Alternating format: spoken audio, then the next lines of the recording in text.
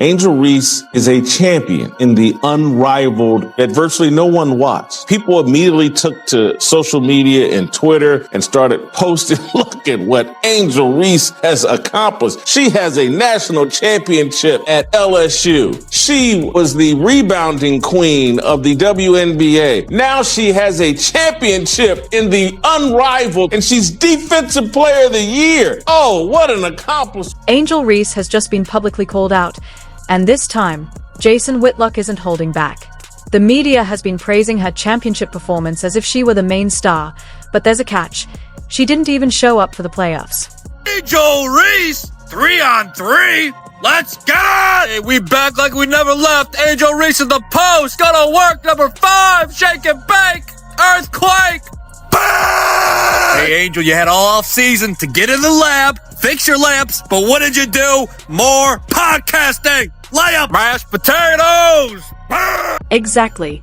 While her team was out there grinding and truly earning that championship, Angel was nowhere to be found. Still, that hasn't stopped some media outlets from acting like she was the driving force behind it all. Spoiler alert, she wasn't even in the building.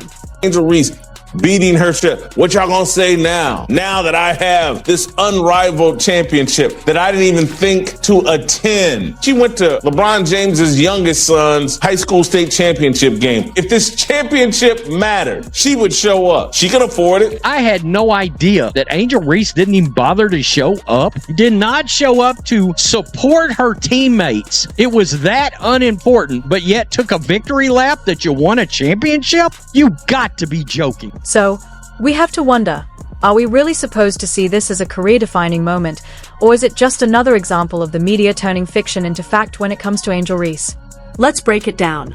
Oh, we're gonna leave the hop skippity do 3000 in 2024. Jumping off one foot, landing on that same foot. Then we're stat padding. Still, I thought we were past this, Angel. Bang! Rebounder in WNBA history. Look at this. Elite rebound. Look at that vertical. Look at the outlet pass. No, Angel. No! Why, Angel? Why? Not the kick out 3, butter pecan. Bang! If you throw it out of bounds, you hate puppies. What? She a playmaker. She's a point queen. Point queen. She making plays for the other team. Bang! Caitlin Clark's not the only one that can make cool passes. I can do it. Me too. The Unrivaled League was promoted as a groundbreaking, game-changing addition to women's basketball. A true breath of fresh air. Angel Reese was a member of the Rose. They won the inaugural unrivaled championship last night. I guess if you want to take a victory lap on that, you can. I just don't know if it means anything. But let's be honest, hardly anyone was paying attention. This wasn't real 5-on-5 basketball. It was a 3-on-3 setup, a format even die-hard fans rarely follow.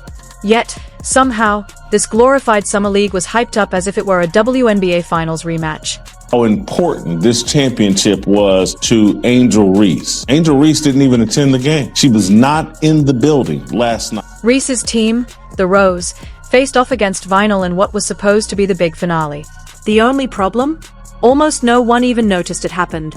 Unlike real leagues that draw millions of viewers, this one flew completely under the radar, even with ESPN's half-hearted attempts to make it sound significant. Apparently, being on location with her teammates wasn't a priority for Reese. And it raises a question. Why does this kind of thing seem to happen only in women's basketball? The only reason anyone's even talking about this now is because of Angel Reese, and the strange fact that she didn't play in the last 2 playoff games, including the championship. Instead of being courtside battling with her team, she was somewhere else, FaceTiming into the celebration like she'd just dropped 40 in the finals. Classic Angel. More hype than substance, more selfies than stats. Yet somehow, she always finds her way into the spotlight, earned or not. When her team pulled off the win, Angel was so excited she joined the post-game press conference and celebration via FaceTime. That's how monumental this unrivaled league title supposedly was. If she truly believed this was a major milestone in her career, you'd think she would have actually shown up and played. Imagine the headlines if Caitlin Clark skipped a championship game and still expected praise, or if AJA Wilson or Brianna Stewart pulled that move. Of course not. Serious players don't do that. Yet somehow, Angel Reese seemed to think FaceTiming into the post-game celebration counted as participation. ESPN covered the championship, where Chelsea Gray dropped over 30 points, in the same game that Reese now proudly adds to her trophy case, despite not playing in the final 2 rounds. Naturally, as soon as criticism began to surface, social media rushed to defend her like a full-court press.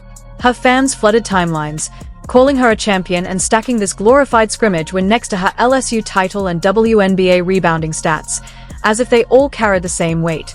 Spoiler alert, they don't. One of these things is definitely not like the others. No, it's Angel Reese! Left alone! Bang! My money, and I want it now! Quarter 3 ball, butter pecan, burn! Y'all gonna disrespect me and not guard me? Well, hand down, man down. Burn! McDonald's handing out brand deals for this kind of bag work. I'll take a lot less. Help a brother out! Bang! Really only need 3,997 more threes to catch Steph. Let's be real, this entire situation is pure manufactured hype. If this championship truly mattered, Reese wouldn't have skipped the last 2 games, especially the final. Real champions show up when it counts. Sitting at home and FaceTiming into the celebration doesn't exactly scream team leader. The truth is, the media has been bending over backward to shape Angel into the next face of women's basketball, ignoring facts and logic along the way. But this supposed accomplishment is more illusion than impact. She thought so much of this championship that she was, I don't want to diminish the greatness of this championship by attending the game and rooting on my teammates. So I'll FaceTime in. No one wanted a 3-on-3 full court women's basketball league, and no one paid attention to this. Let's put together a social media campaign and let's pretend like Angel Reese just accomplished something important. This isn't the first time we've seen the media bend over backward to elevate Reese. The unrivaled league championship is just the latest example of this ongoing narrative spin.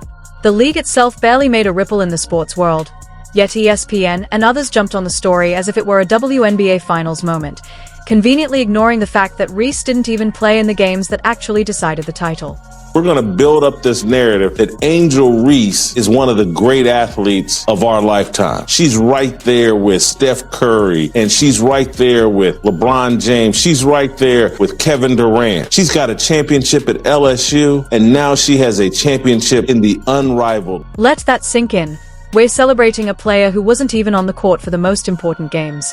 In any other sport, skipping the championship means you forfeit the spotlight. But Angel Reese seems to be the exception. It's as if the normal rules of competition don't apply when you've got the right media machine backing you. And let's be honest, this tournament wasn't stacked with WNBA superstars. It wasn't some elite showcase. It was a brand new 3-on-3 format with little star power.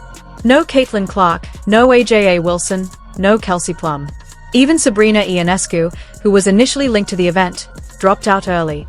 That alone should tell you everything. The real stars didn't even bother showing up. Let's go rush to social media and pretend that you care more about the unrivaled league than Angel Reese does. Yet somehow, Angel still managed to make herself the focal point of one of the most awkward championship moments in recent memory. She missed the last 2 games, never touched the ball, never stepped on the court, yet carried herself like she'd just won the basketball equivalent of the Super Bowl. It's baffling, and honestly, a bit embarrassing. Why I love her odds. Look at her defenders. They moonwalk backwards. She's always gonna be open. Bang! If only the IRS left me alone like Angel's defenders leave her alone. Tax evasion! Bang! Her new nickname is 7-Eleven because she's open 24/7, baby. Bang! Shout out to my Detroit Pistons, Kate Cunningham. This is for you! So here's the real question. Should this really count as a legitimate title, or is it just another case of the media bending over backward to keep the Angel Reese hype train running? Spoiler, it's definitely the latter. This isn't about appearances, it's about what actually happened. And the truth is, Angel Reese was a spectator, not a star. Of course, Twitter didn't seem to catch that. Her devoted fans were quick to tack this championship onto her resume, placing it next to her LSU glory days like it belonged in the Hall of Fame. But that's just not reality.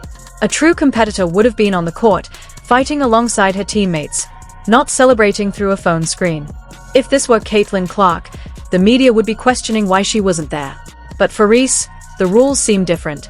At the end of the day, this isn't about tearing her down, it's about being honest. You can't cash in on clout you didn't earn. If you're going to call yourself a champion, you'd better be on the court when it counts, not on FaceTime.